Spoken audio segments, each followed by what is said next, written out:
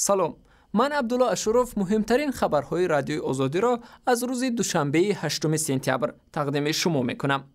روز دوشنبه وزارت کارهای خارجه تاجیکستان برنامه نشست سران کشورهای سازمان همکاری‌های شانگهای را معرفی کرد.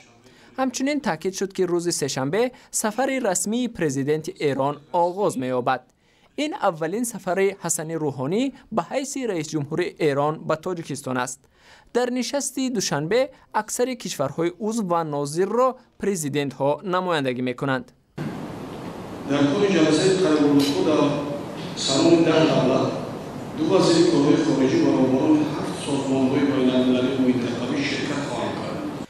همچنین فرودگاه شهر دوشنبه از مسافران خواهش کرده است که از 10 تا 15 سپتامبر بر وقت به فرودگاه حاضر شوند، چون که در این مدت روایی نقلیات در کوچه‌های مرکزی پایتخت محدود کرده می شود.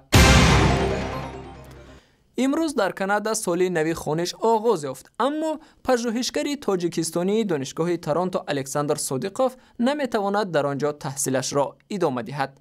عبدالقیوم یوسفی وکیل دفاعی صادقوف به رادیوی آزادی گفت که مفتشان از روز 18 آگوست زمان تفتیش پرونده را تمدید کردند، اما به دلیل مخفی بودن پرونده او حق ندارد جزئیاتش را افشا کند. سازمان عفو بین الملل نیز با نشر بیانیه از دولت تاجیکستان خواست پرونده صادقوف را لغو کند، چون که وی گناهی ندارد. وزیر امور داخلی تاجیکستان در یک نشست منطقوی از بازداشت 30 عضو گروه تروریستی خبر داده است. رمضان رحیمزاده وزیر امور داخلی تاجیکستان میگوید تنها در نیمه اول سال 2014 در این کشور 30 عضو سازمان‌های تروریستی با شمول 12 عضو جماعت انصارالله، 7 عضو گروه موسوم به مسلمانان صالح، 5 عضو حرکت اسلامی ترکستان شرقی، 3 عضو طالبان، 1 عضو جبهت نصره که در سوریه علیه رژیم بشار اسد می‌جنگند دستگیر شدند. وزیر امور داخلی تاجیکستان این آمار را در نشست نوبتی شورای وزیران داخلی کشورهای اتحاد دولت‌های مستقل ارائه کرده است. این نشست در پایان هفته گذشته در چولپان آتای قرقیزستان برگزار شد.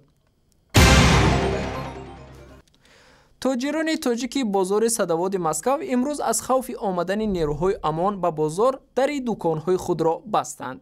سهراب مالک چند دکان در بازار صدوات در صحبت با رادیوی آزادی روز 8 سپتامبر گفت آنها صبح امروز به کار شروع کردند، اما در بازار آوازه پهن شد که امروز نیروهای امان برای تفتیش بازار می آیند. شام 6 سپتامبر تقریبا ساعت‌های 20 به وقت مسکو در پی یک زنازنی گروهی در بازار صدوات واقع در منطقه لوبلینا کاتلنیکی در کیلومتری 14 میکات 10 نفر با شمول شهروندان تاجیکستان بازداشت شدند. گفته می شود بحث تاکسیران‌های تاجیک با رانندگان یک شرکت تاکسی محلی باعث این زنازنی شده است. با گفته تاجیکانی که در بازار صدوات کار میکنند، تقریبا 1 ماه پیش در راه‌های اطراف بازار تاکسی‌های مخصوص از شرکت ژولتای تاکسی جابجا کرده شدند. مسئولان و رانندگان این شرکت چند بار رانندگانی را که به صورت انفرادی در اینجا تاکسی میرانند از جمله رانندگان تاجیک را هشدار دادند که حق استثنایی تاکسیرانی در این بازار را آنها به دست آوردند و بقیه باید اینجا را خالی کنند. محض همین کشمکش بر سر حق تاکسیرانی در اطراف صدوات به گفته مصاحبان ما سبب زنازنی شده است.